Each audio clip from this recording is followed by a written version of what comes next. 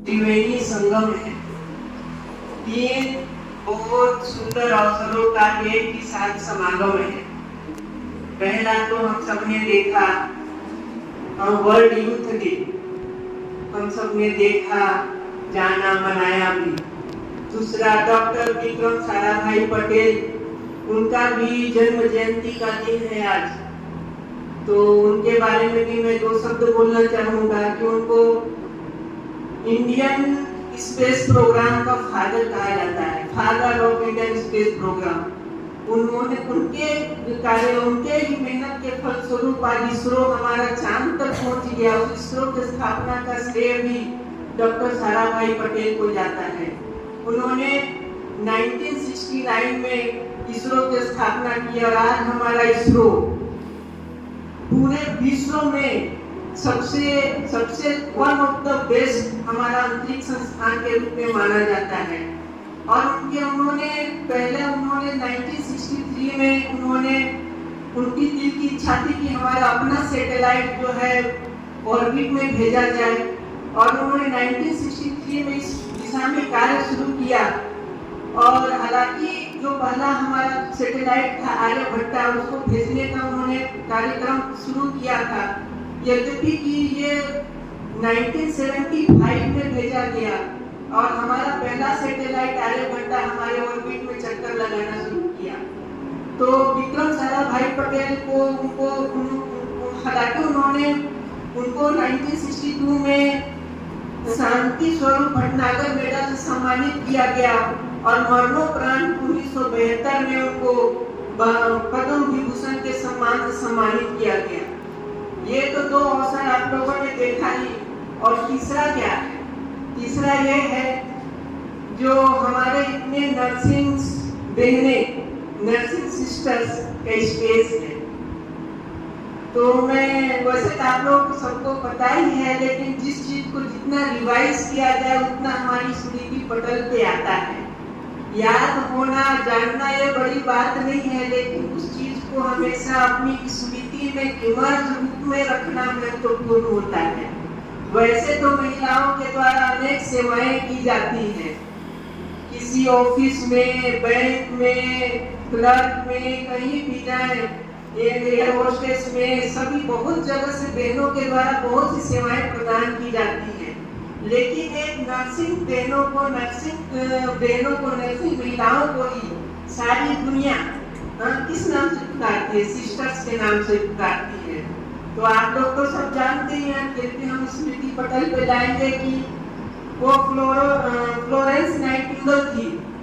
उनको 12 मई को हम मनाते हैं फ्लोरेंस नाइटिंगेल। उनको जो बोला जाता है कि उन्होंने उनका 1920 में उनका जन्म हुआ और 1854 से 56 के बीच में क्रीमिया युद्ध लगा।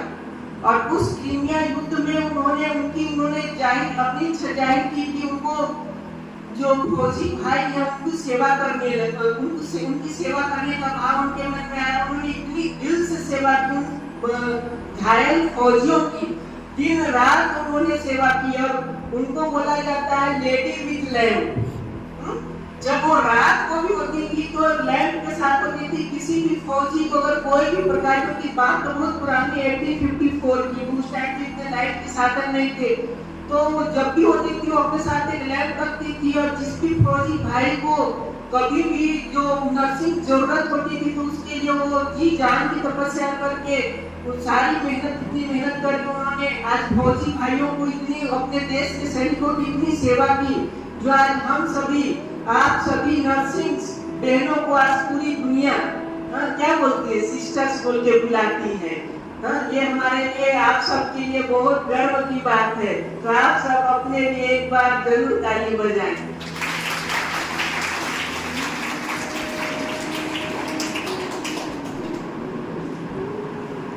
प्रजापिता ब्रह्मा कुमारी ईश्वरी विश्वविद्यालय का मैं आपको संक्षिप्त में परिचय दूंगा।